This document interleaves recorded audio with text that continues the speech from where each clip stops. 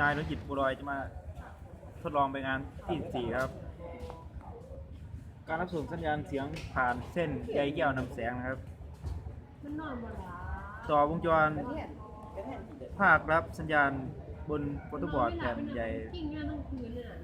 ตามรูปภาพเห็นว่าเมื่อเราพูด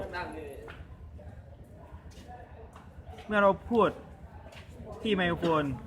ที่ภาคส่งเสียงที่เราพูดจะดังขึ้นที่หูฟังภาครับเสียงที่เราพูดที่ไมโครโฟนถูกเปลี่ยนเป็นสัญญาณไฟฟ้าของเสียง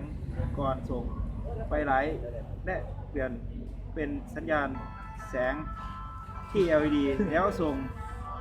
ผ่านเส้นใยแก้วนำแสงไปยังภาครับเพื่อ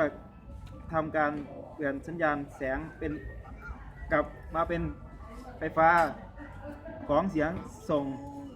ไปขยายและส่งออกส่งหูฟังเป็นเส้นเสียงที่เราส่งไปโลฟังครับ